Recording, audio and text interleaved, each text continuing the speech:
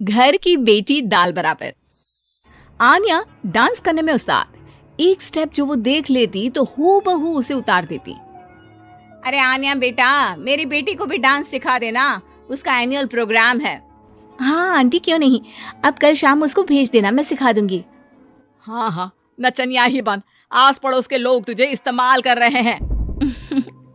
माँ, इस्तेमाल मेरा नहीं कला का हो रहा है। नाचना एक कला है, कला। आन्या हर बात में अच्छी थी, फिर चाहे वो अच्छा व्यवहार हो या फिर लोगों की मदद करना, वो हमेशा खुद के शौक को पूरा करने के लिए व्यस्त रहती। लेकिन घर वालों को तो उसका ये काम सिर्फ समय की बर्बादी लगता है। कहाँ है आन्या? उसको बोलो कि आज शाम को खाना वही बनाएगी।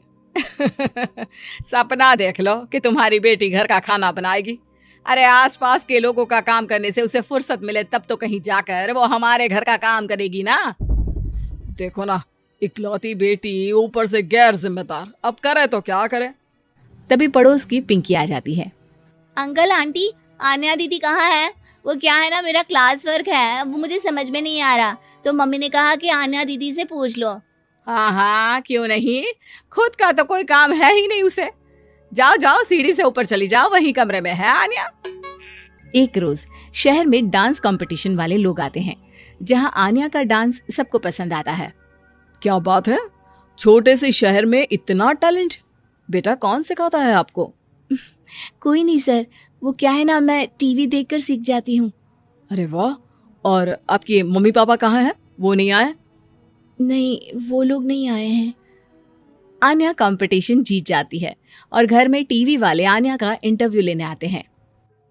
अरे क्या है, कहाँ घुसे जा रहे हो, क्या हो गया? आप आन्या की माँ है ना? वो क्या है ना, आपकी बेटी ने डांस का कंपटीशन जीता है, हमारे शहर के लिए ये गर्व की बात है, तो हम लोग उनका इंटरव्यू लेने आए हैं। ओहो, बड़ा तीर मारा हो जैसे। अरे उसे आता ही क्या है डांस के सिवा, कुछ और करती तो शायद गर्व होता। तभी वहां आन्या आ जाती है और पत्रकारों को इंटरव्यू देती है। उसी रोज पिता के ऑफिस में। देखो तो आजकल के बच्चे कितने स्मार्ट हैं, धन्य है ऐसे बच्चों के माता पिता को। और किस्मत वाले होते हैं ऐसे माता पिता, वरना मेरी बेटी तो किसी काम की नहीं, सारा दिन बस नाच गाने में ही दिमाग लगाती रहती है। अरे वो बच्ची हमारे शहर की ही है, कितना नाम कमा रही है डांस में, हम तो उसकी बात कर रहे हैं। अच्छा, कोई डांस में भी नाम कमा सकता है? अरे दे देना भाई पेपर की कटिंग, दिखाऊंगा आन्या को भी मैं। क्या नाम बताया? आन्या? यही तो नाम है मेरी बेटी का, आन्या शर्मा। बड़े उम्मीद से रखा था कि कुछ अच्छा नाम कमाएगी, लेकिन नहीं, आजकल के बच्चों को माँ पापा की इमोशन की कदर है क्या?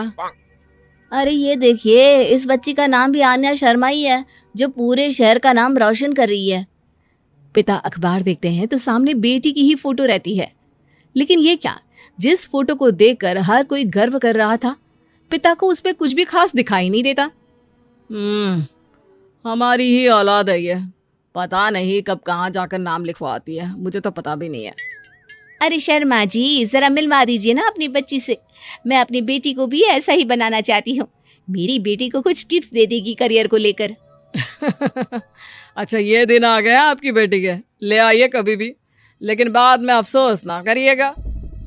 सभी को आन्या के पिता की बात पर हैरानी होती है कि इतनी टैलेंटेड लड़की के माता पिता आखिर उससे चाहते क्या है।